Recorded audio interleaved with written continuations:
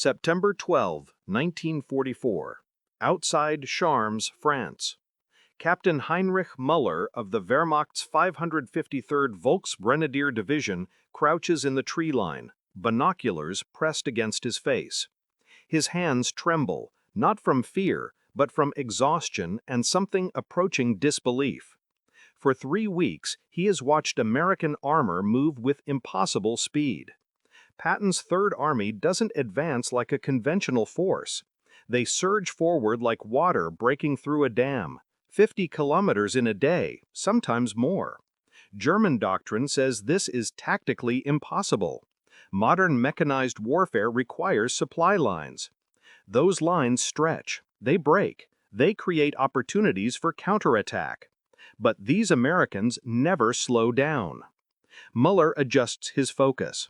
3 Sherman tanks refuel at the roadside, a routine operation that should take hours of coordination, waiting for fuel trucks to arrive from rear depots hundreds of kilometers away. Instead, the Sherman simply pull to the shoulder where American engineers have installed what appears to be a permanent fuel station. 20 minutes later, the tanks rejoin the advance. "Where does the gasoline come from?" Müller whispers to his adjutant. It's the same question he's been asking since August, when Third Army punched through at Avranches and never stopped. The same question Wehrmacht intelligence officers have been asking since they discovered they couldn't cut American fuel supplies because there are no fuel convoys to cut. The answer lies 15 meters underground, invisible to German reconnaissance. 1,700 miles of steel pipeline pumping 65,000 gallons of gasoline per hour from Normandy to the German border. The Americans haven't just invaded Europe, they've rebuilt it with an industrial artery that delivers fuel faster than German panzers can retreat. Germany invented blitzkrieg, the lightning war of rapid mechanized advance supported by mobile logistics. But in the autumn of 1944, Germany is losing to an American blitzkrieg they cannot see, cannot bomb, and cannot comprehend. The war isn't being won by better tanks or braver soldiers, it's being won by pipelines. And Wehrmacht intelligence still doesn't know they exist. The journey to this invisible advantage had begun 3 years earlier, before America even entered the war. December 1941. The United States Army conducts logistics assessments for potential European operations. Staff officers examining British experiences in North Africa identify fuel supply as the critical constraint on mechanized warfare. German and British tank divisions in Libya sometimes spend more time waiting for gasoline than fighting. Erwin Rommel's Afrika Corps advances until fuel runs out, then stops. Montgomery's 8th Army pursues until their trucks run dry, then halts. Modern war has become a contest of gasoline trucks driving across deserts. The mathematics are brutal. A single American armored division requires 60,000 gallons of gasoline daily during active operations. Third Army, once fully deployed, will have 12 divisions.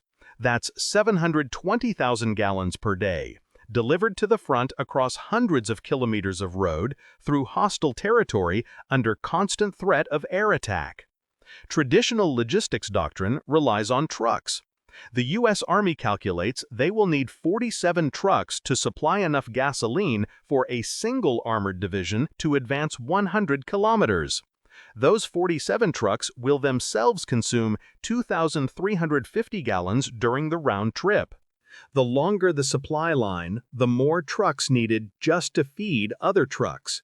Beyond 500 kilometers from port facilities, the system becomes mathematically impossible. June 6, 1944.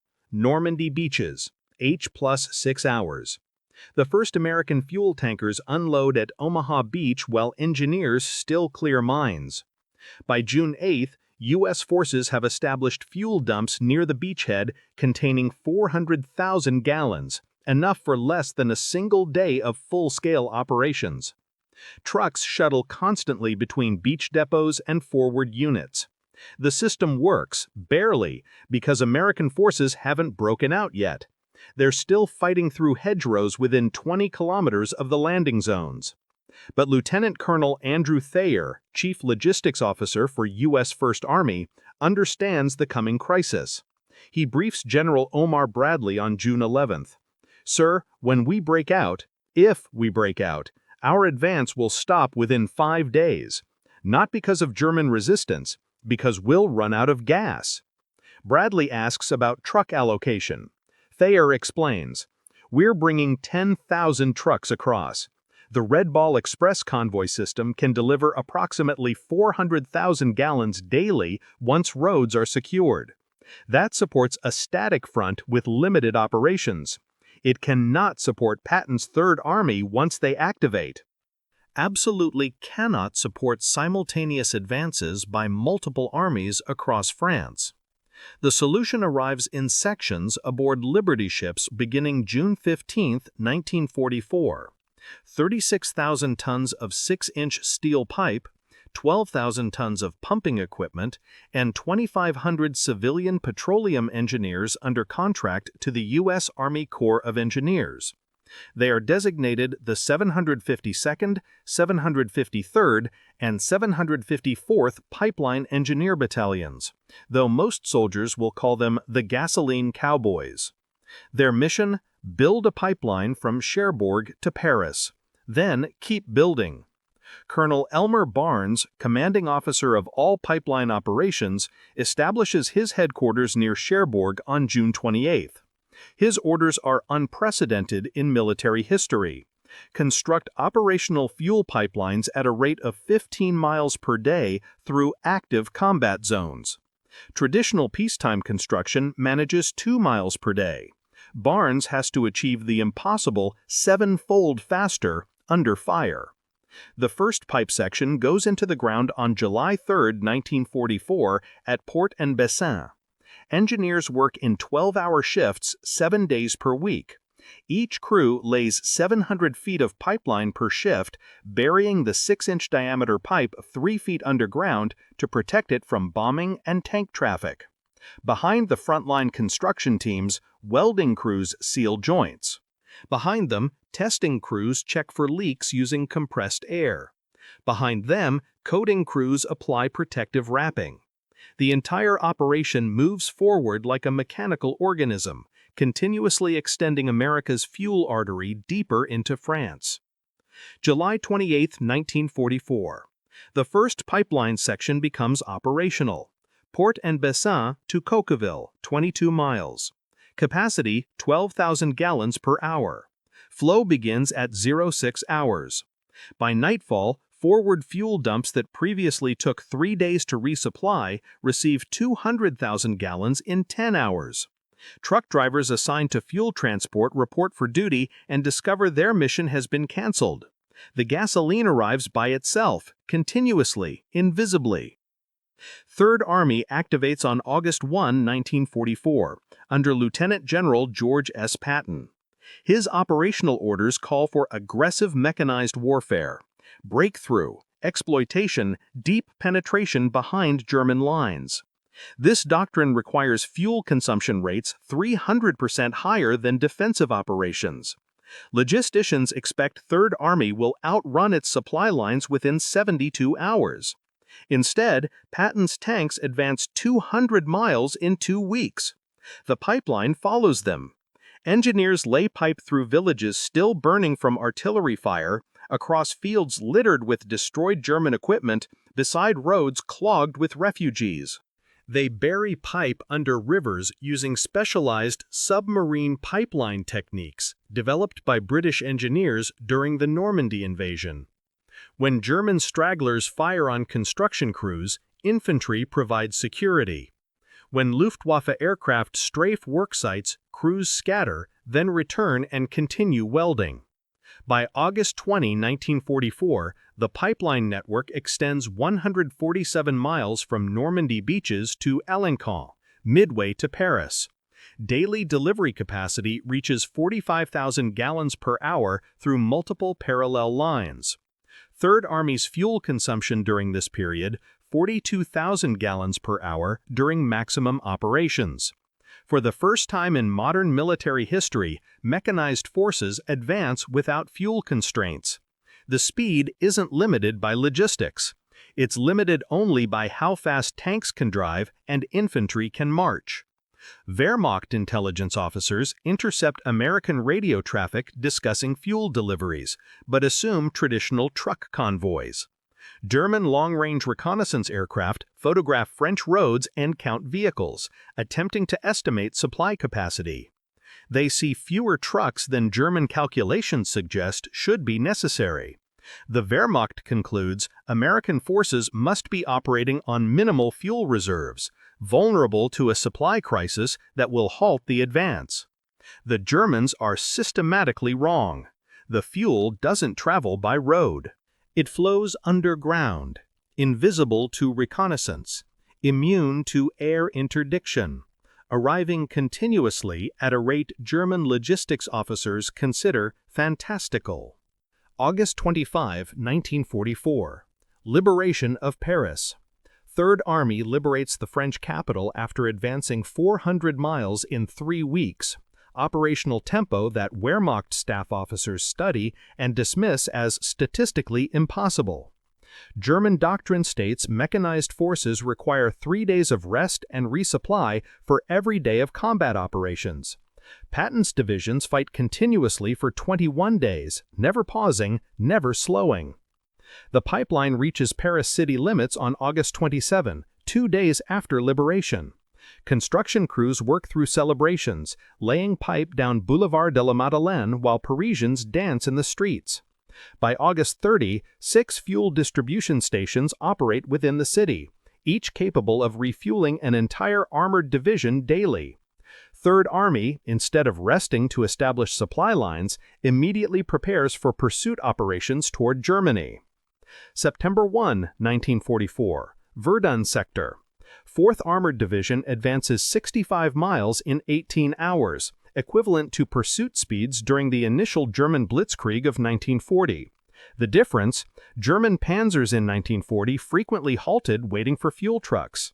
American armor in 1944 refuels continuously from pipeline-fed stations established every 40 kilometers along their advance routes.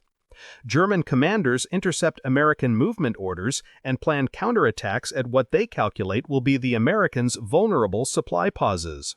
The pauses never come. German forces prepare ambushes for refueling convoys. The convoys don't exist. Oberst Gustav Hartmann, Chief Logistics Officer for German 7th Army, reviews intelligence reports on September 5 and drafts an assessment that will never be distributed beyond Army headquarters. Enemy maintains advance rates inconsistent with known petroleum distribution capabilities. Either American trucks possess fuel capacity 300% greater than technical specifications indicate, or alternative supply methods exist that we have failed to identify. Current intelligence collection priorities focus on truck convoy interdiction, recommend expanded reconnaissance targeting enemy rear areas to identify supply infrastructure. The recommendation is filed and ignored. Wehrmacht High Command remains focused on stopping the American advance through combat operations, not understanding that combat without logistics assessment is strategically meaningless. You cannot defeat an enemy whose fuel arrives faster than you can retreat. September 12, 1944. Crossing the Seine. Third Army's 12th Corps establishes bridgeheads across the Seine River near Melun. Engineers begin constructing a temporary bridge for vehicle traffic. Simultaneously, pipeline engineers use specialized underwater cable-laying equipment to place 6-inch pipeline sections across the riverbed at a depth of 40 feet, completely invisible from air reconnaissance. The underwater crossing takes 18 hours to complete. Testing confirms integrity at 16:30 hours on September 13th. Fuel begins flowing at 1700 hours. Luftwaffe reconnaissance aircraft photographed the Seine bridges repeatedly between September 14 to 18, targeting them for bomber strikes.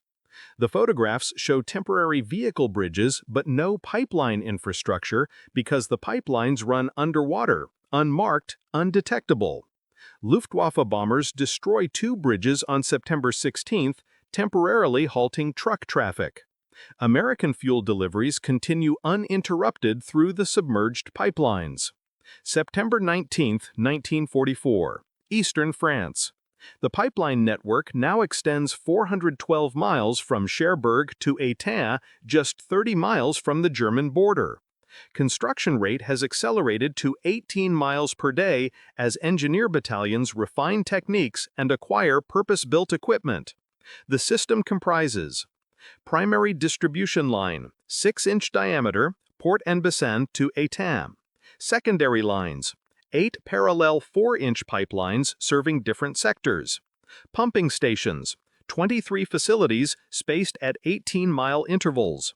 Storage depots, 47 sites with combined capacity of 12 million gallons.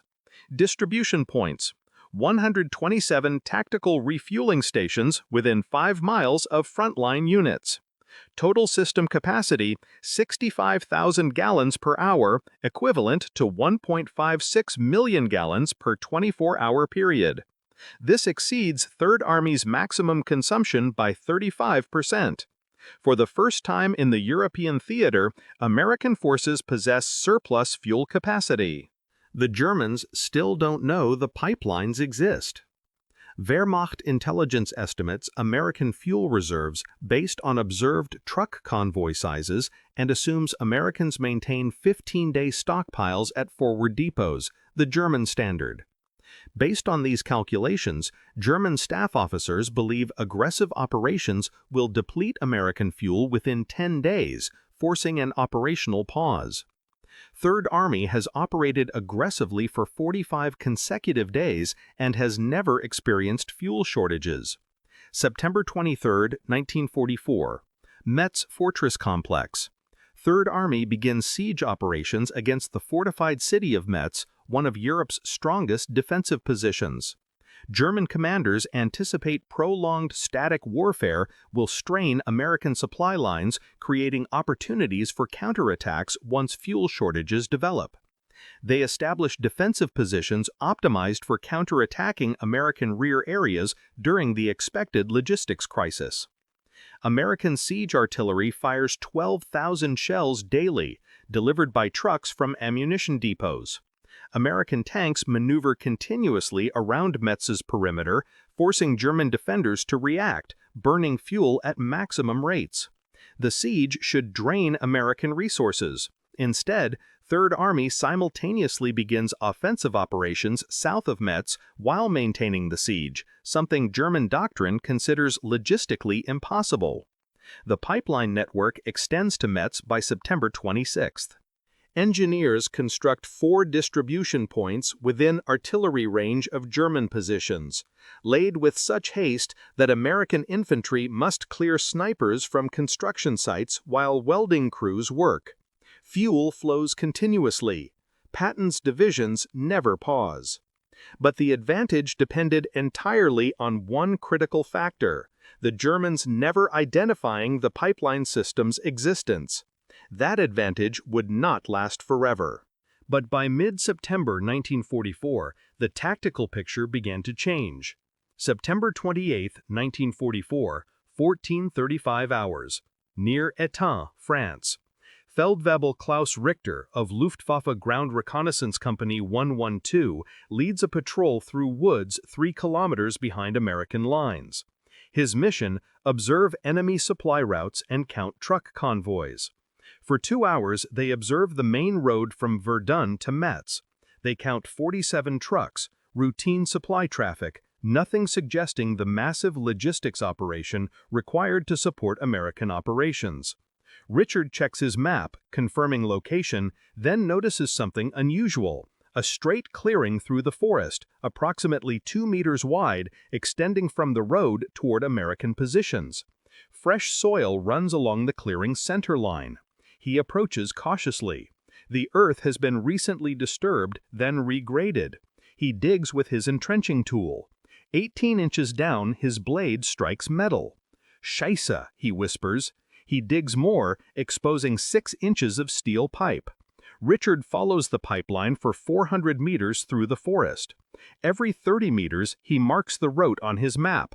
The pipeline runs ruler straight toward American forward positions. He excavates at 3 additional points, confirming the same pipe diameter, same depth, same direction. At 16:20 hours, his patrol returns to German lines with photographs and measurements.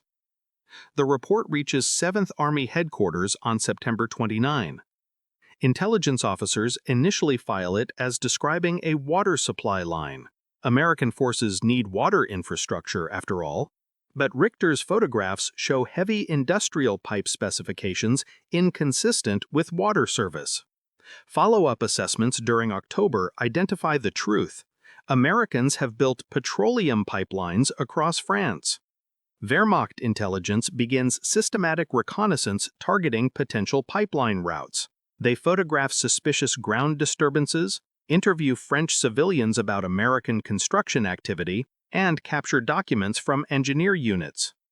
By October 15, German intelligence has mapped approximately 40% of the pipeline network's extent, enough to understand the strategic implications. The revelation transforms German tactical planning.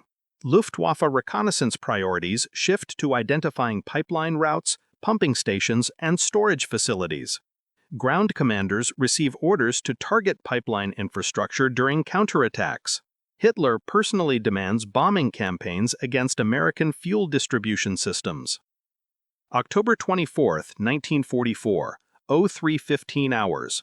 Pumping Station 7, near Commercy.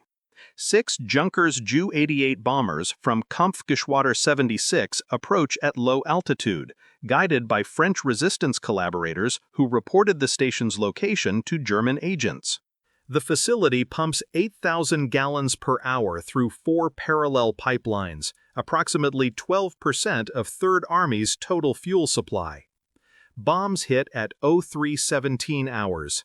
The first strike destroys 2 pumps. Secondary explosions ignite stored gasoline, creating a fireball visible 30 miles away. 90,000 gallons burn. The flames reach 200 feet high, burning for 6 hours before American crews contain the fire using foam generators. 2 engineers die in the initial blast. 14 suffer burns trying to save equipment. Pipeline flow stops completely to Third Army's XX Corp by 04 hours. Reserve stocks maintain operations through the morning, but by afternoon, fuel rationing begins. Armored divisions receive priority allocation. Infantry support vehicles park and wait. American response is immediate and systematic. Engineers arrive from Paris at 08:30 hours with replacement pumps. By October 25, 1900 hours, 39 hours after the bombing, the station operates at 60% capacity. By October 27, full capacity resumes. But the vulnerability has been exposed. German bombers strike 5 more pumping stations during November 1944. Raiders hit storage depots at Soissons, Reims, and Chalons. Luftwaffe intelligence identifies underwater Seine crossings and targets them with specialized anti-shipping mines dropped by parachute. German ground forces reaching American rear areas during the Ardennes offensive specifically target visible pipeline installations. The attacks damage but never cripple the system. American engineers employ the same redundancy principles used in domestic oil infrastructure.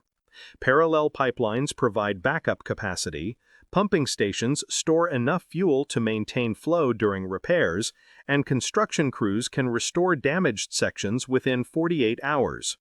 The pipeline network proves remarkably resilient, not because it's invulnerable, but because it's designed to survive damage and continue operating. November 18, 1944.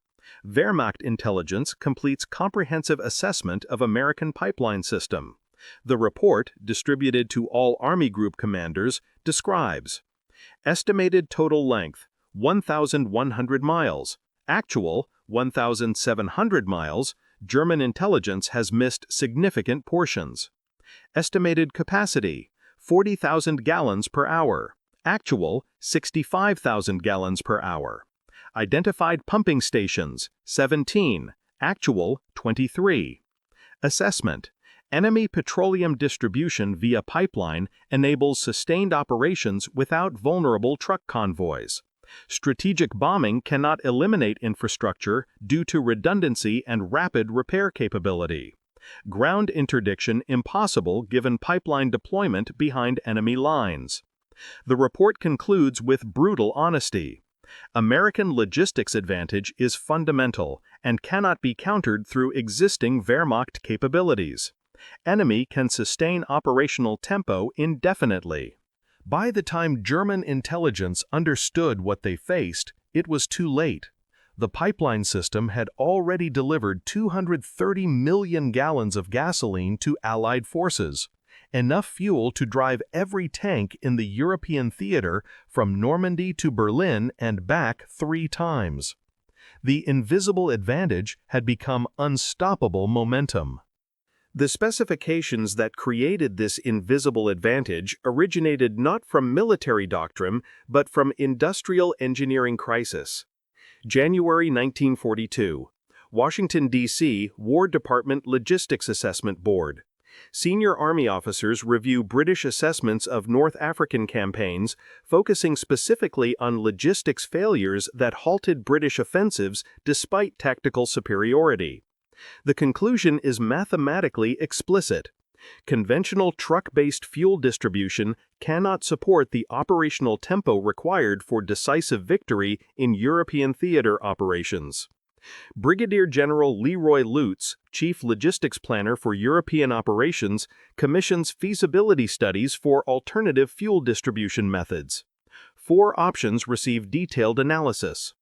Enhanced truck capacity through increased vehicle production requires 200,000 additional trucks. Production capacity does not exist. Railway-based distribution. Railways destroyed during combat, reconstruction too slow. Tactical fuel dumps established by airdrops. Insufficient aircraft capacity, weather-dependent. Pipeline construction using modified civilian petroleum infrastructure technology. Unprecedented in military operations, technically unproven under combat conditions. The mathematics drive the conclusion. To support sustained offensive operations by 6 armies across France and Germany, American forces required delivery of 3 million gallons of fuel daily from port facilities to frontline units across distances exceeding 500 miles. Truck transport requires 127,000 vehicles operating continuously, 31% of total U.S. Army truck inventory. Those trucks consume 2.8 million gallons weekly just fueling themselves.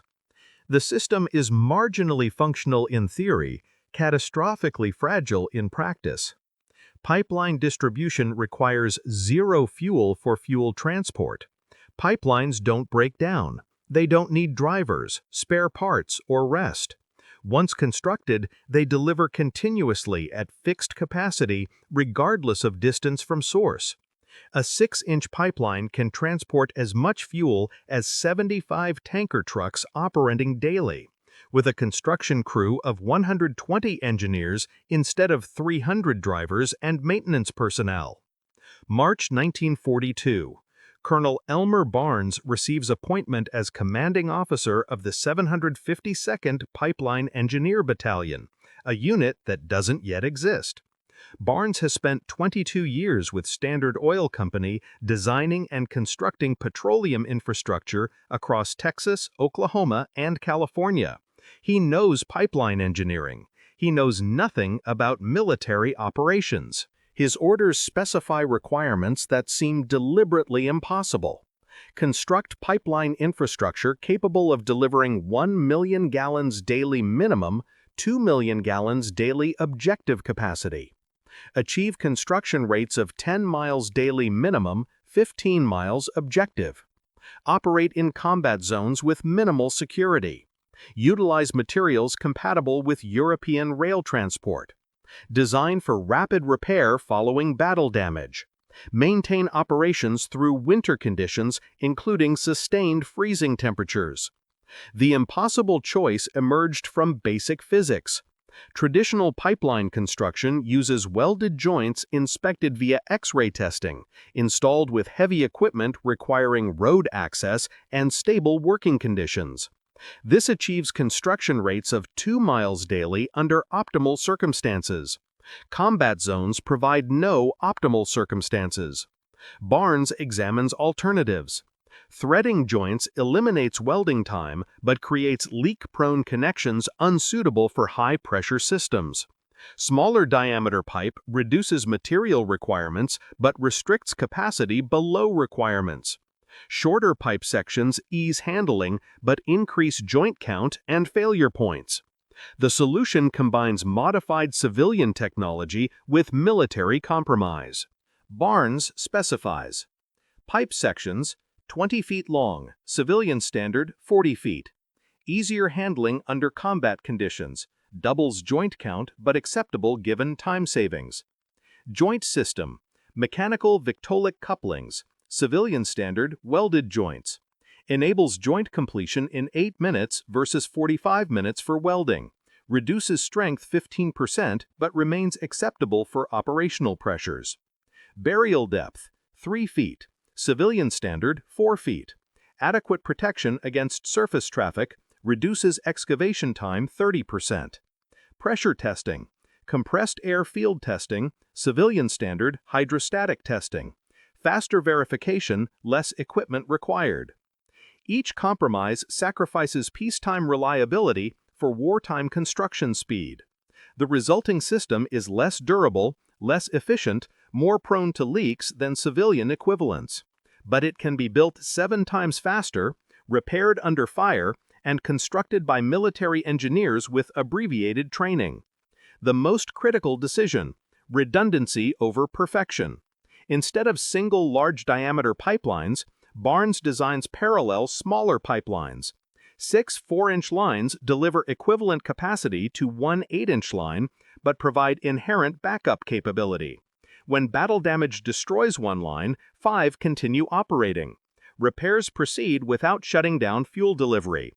The system sacrifices material efficiency for operational resilience. June 1942, May 1944. The U.S. Army Corps of Engineers establishes training facilities at Camp Clybourne, Louisiana, where pipeline battalions practice construction techniques on terrain simulating French conditions. Engineer recruits, many with civilian petroleum experience, drill continuously on excavation, pipe laying, coupling assembly, pressure testing, and rapid repair procedures.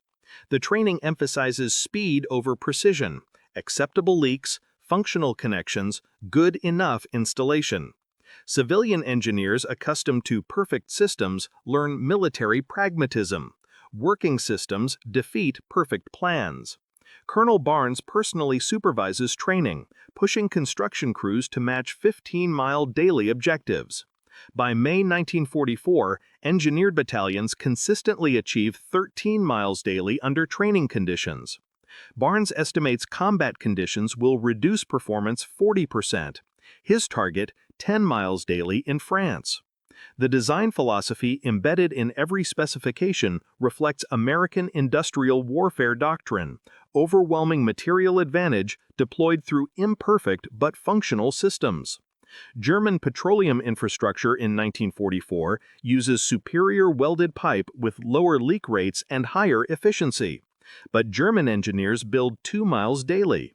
American engineers build 15 miles daily using inferior materials and cruder methods. The better German pipelines deliver fuel too slowly. The worse American pipelines deliver fuel fast enough. That mathematical difference, construction speed versus perfection, becomes strategic advantage. By the time German intelligence identifies American pipelines, the Americans have already built enough infrastructure that destruction of individual sections means nothing. You cannot bomb fast enough to stop construction faster than repair. You cannot destroy what multiplies faster than you can kill it.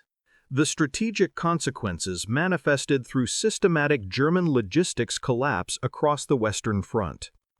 December 16, 1944. Ardennes Forest.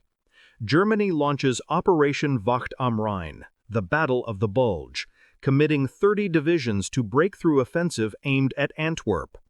German operational planning explicitly accounts for fuel constraints.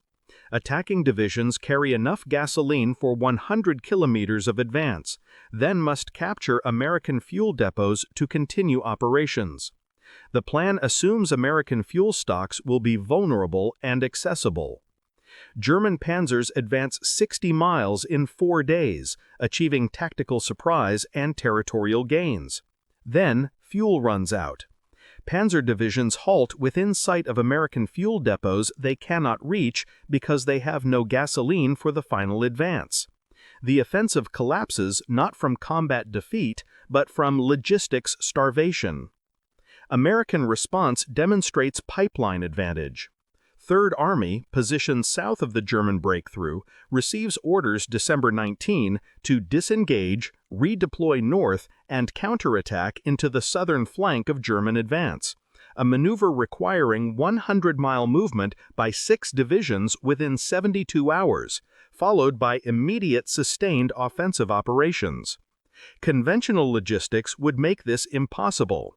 The pipeline network makes it routine. Engineers extend pipeline branches north from existing infrastructure, establishing fuel distribution points along Third Army's redeployment routes within 48 hours.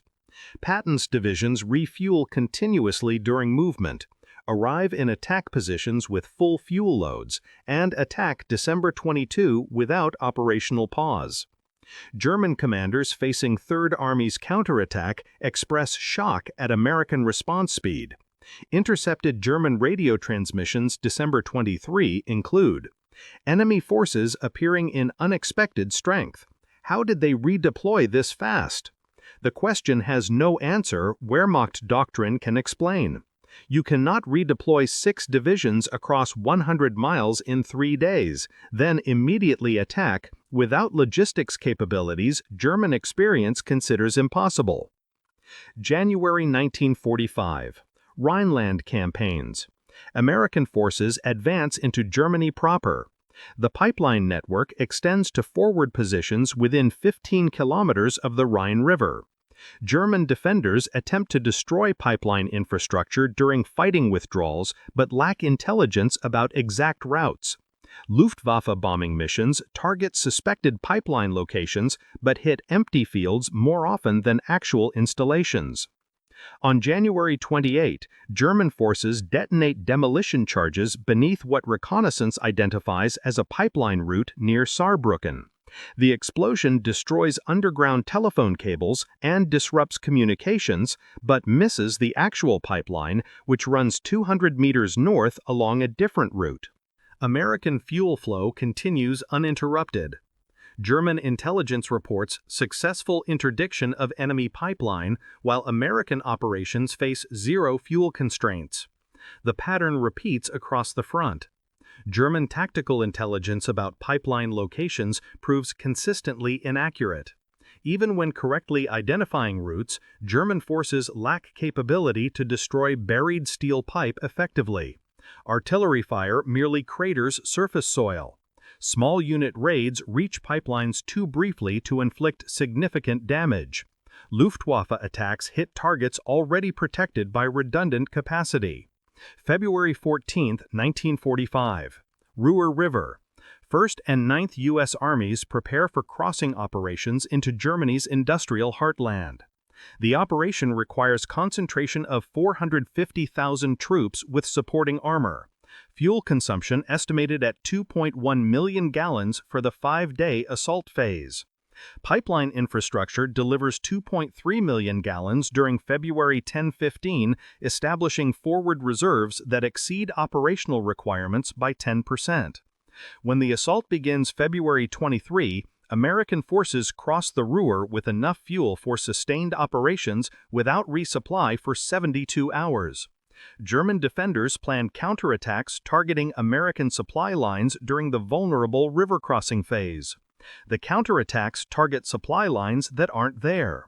Fuel arrives continuously through underwater pipelines laid across the Ruhr riverbed 3 days before infantry assault begins. March 7, 1945, 1550 hours, Remagen Bridge. U.S. First Army captures intact the Ludendorff Bridge across the Rhine, the only standing bridge across Germany's primary defensive barrier. American forces immediately begin exploitation, rushing combat units across the bridge to establish bridgehead on the eastern bank. Pipeline engineers reach Remagen on March 9. By March 11, they complete underwater pipeline installation across the Rhine 400 meters south of the bridge, utilizing submarine pipeline techniques perfected during Seine crossings. The bridge carries infantry and tanks. The underwater pipeline carries fuel. German efforts to destroy the bridge with artillery and air attack ignore the invisible pipeline delivering 30,000 gallons hourly to American forces, expanding the bridgehead. On March 17, the Ludendorff Bridge collapses from accumulated damage, killing 28 American engineers working on repairs. German High Command celebrates the bridge's destruction as strategic victory that will halt American Rhine crossings by eliminating the crossing point. American operations continue without interruption because the pipeline infrastructure, undamaged, unseen, unstoppable, continues delivering fuel to forces now permanently established on the eastern bank. March-April 1945. Deep penetration into Germany. American armored divisions exploit Rhine crossings with advances averaging 50 miles daily, operational tempo exceeding even the initial 1940 German blitzkrieg into France. Third Army reaches the Czech border on April 18th. Seventh Army reaches the Danube by April 22nd. First Army encircles German Army Group B in the Ruhr by April 1, capturing 317,000 German troops. The pipeline network extends to Wiesbaden by April 10, Frankfurt by April 15, and reaches positions within 200 miles of Berlin by April 28. Total construction from D-Day to Germany's collapse, 1,732 miles of operational pipeline constructed in 11 months under combat conditions. Average construction rate, 157 miles monthly, more than 5 miles daily continuously, including battle damage repairs, river crossings, and winter construction through frozen ground. May 8, 1945, V-Day. American forces in Europe maintain fuel reserves exceeding 45 million gallons across forward depot systems, equivalent to 3 weeks of maximum operations. German forces surrender possessing total fuel reserves estimated at 2 million gallons, enough for 60 hours of defensive operations. The disparity reflects the accumulation of 11 months' logistics advantage. Germany began the Western Front campaign with local fuel superiority based on captured French stocks. Germany ended the war with forces literally unable to retreat because panzers lacked fuel to drive home. American forces ended the war with enough gasoline to drive to Moscow if ordered, delivered continuously through infrastructure German intelligence identified but could never neutralize. Final assessment from Wehrmacht logistics reports captured at war's end: American petroleum distribution capability exceeded German capacity by ratio of approximately 15-1. This advantage proved strategically decisive. German forces could not sustain operations. American forces never faced fuel constraints. The technological source of this advantage, pipeline distribution systems, provided inherent protection through invisibility and redundancy that rendered conventional interdiction ineffective. The complete scope of the American pipeline operation represents the largest combat zone petroleum infrastructure project in military history. Total construction statistics. Primary pipeline miles, 1,732 miles, 6-inch main distribution lines. Secondary pipeline miles, 892 miles, 4-inch branch distribution lines. Total pipe laid, 2,624 miles across France, Luxembourg, Belgium, and Germany. Construction period, June 15, 1944, May 8, 1945, 11 months. Peak construction rate, 23 miles daily, March 1945. Average construction rate, 7.9 miles daily across entire operation. Technical specifications: pipe diameter, 6 inches main lines, 4 inches secondary lines. Pipe sections, 20 feet long, mechanical couplings. Burial depth, 3 feet standard, 5 feet under roads, 15 feet under rivers. Operating pressure, 300 psi sustained, 450 psi maximum. Flow capacity, 65,000 gallons per hour, peak system capacity. Pumping stations, 23 facilities, 18-mile spacing. Storage depots, 47 locations, combined capacity 18 million gallons. Petroleum delivered, D-Day through V-Day, 447 million gallons via pipeline. Equivalent truck transport, 8.9 million truck trips eliminated. Fuel saved by not running trucks, 37 million gallons, fuel required for those theoretical truck trips. Peak delivery day, March 24, 1945, 1.8 million gallons in 24 hours. Personnel and casualties. Engineer personnel assigned, 7,800 military engineers, 2,500 civilian contractors. Casualties from all causes, 42 killed in action, 127 wounded from enemy action, 18 killed in construction accidents, 93 injured in construction accidents. German attacks on pipeline infrastructure, 247 identified bombing raids, 17 ground assaults. Successful destruction of pipeline segments, 63 incidents requiring complete replacement of damaged sections. Average repair time, 36 hours for complete restoration of flow. Longest interruption, 84 hours following bombing of Pumping Station 14, November 1944. Comparative analysis. American Petroleum Logistics Doctrine, 1944-45. Distribution method, pipeline primary, truck secondary. Fuel delivery capacity, 1.5 million gallons daily sustained. Operational range, unlimited with continuing pipeline construction. Vulnerability, low, redundant infrastructure, rapid repair capability. Personnel required, 10,300 engineers and contractors. Fuel consumption by logistics system, negligible. Pumps stationary, electrically powered. German Petroleum Logistics Doctrine, 1944-45. Distribution method, rail primary, truck secondary. Fuel delivery capacity, 400,000 gallons daily, declining throughout 1944-45 due to Allied bombing. Operational range, limited by destroyed railways and fuel truck attrition. Vulnerability, extreme, railways easily identified and bombed, truck convoys vulnerable to air attack. Personnel required, 45,000 personnel, rail crews, truck drivers, depot guards. Fuel consumption by logistics system, 3.2 million gallons monthly consumed delivering fuel. The philosophical difference reflects fundamentally opposed approaches to modern warfare. German logistics evolved from pre-industrial military tradition. Supplies follow armies using available transportation. When railways are destroyed, use trucks. When trucks are destroyed, use horses. When everything is destroyed, operations halt. American logistics embraced industrial age thinking. Armies follow infrastructure. Build the infrastructure first, then operations become sustainable indefinitely.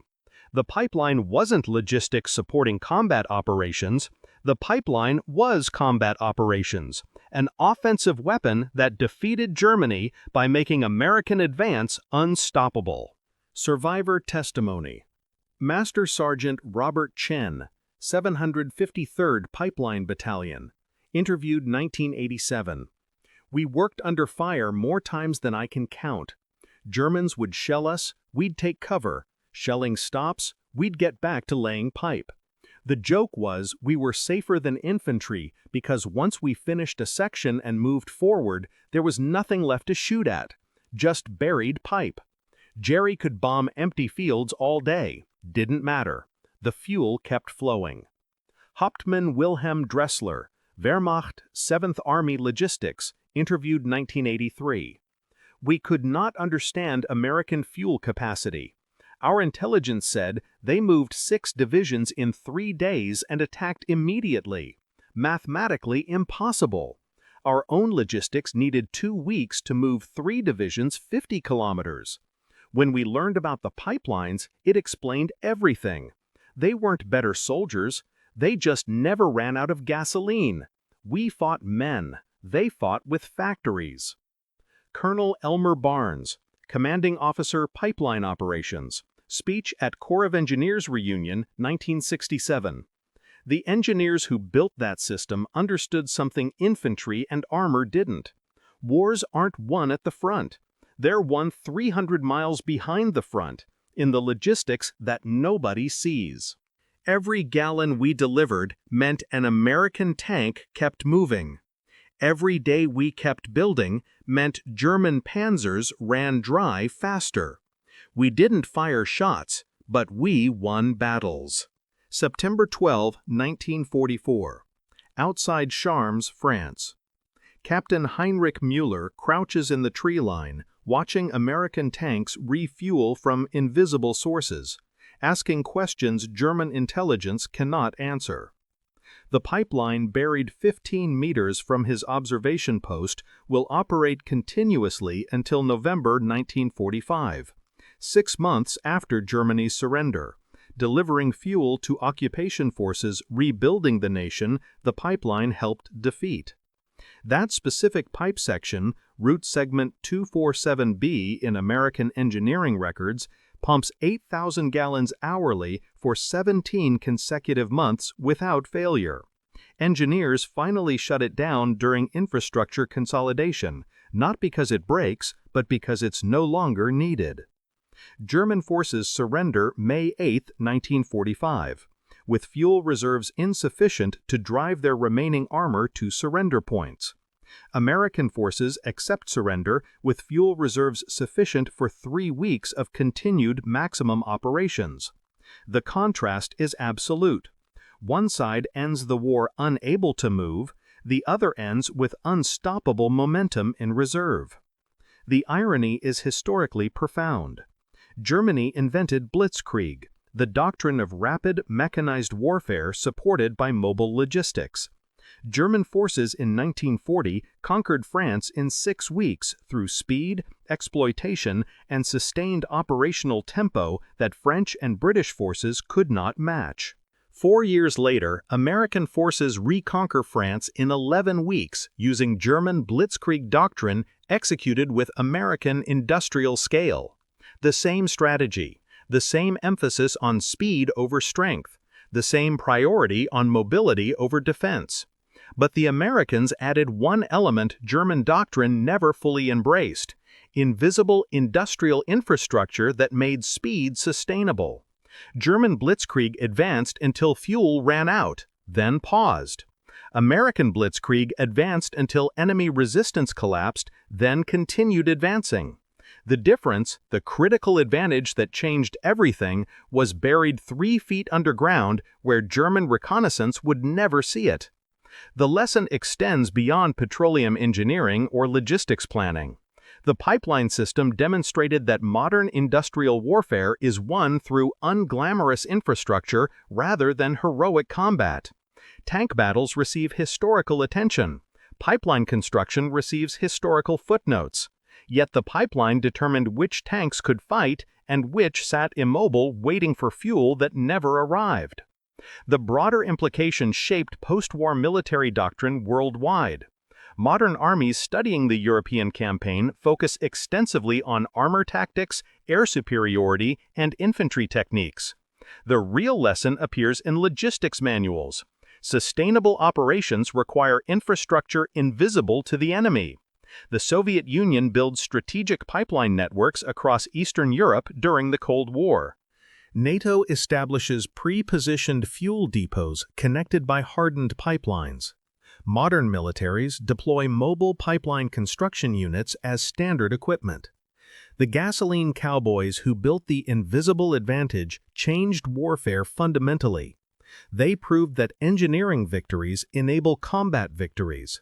They demonstrated that logistics innovation provides strategic advantage equivalent to tactical superiority. They showed that you win wars by solving the problems nobody sees rather than fighting the battles everyone watches. Final judgment. The American pipeline system across Europe was not a support operation. It was the operation, the strategic offensive that defeated Germany by eliminating the logistics constraints that limited German operational capability, while removing those same constraints from American forces.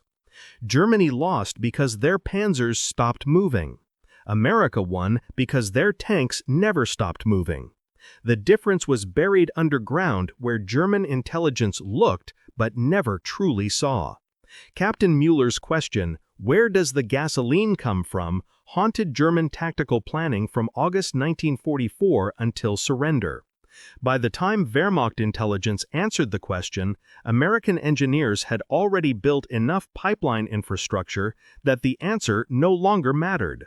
You cannot defeat what you cannot see. You cannot destroy what rebuilds faster than you can attack it. You cannot win wars when the enemy has solved problems you don't know exist. The examination of Pipeline Segment 247B at Charms provided the final proof.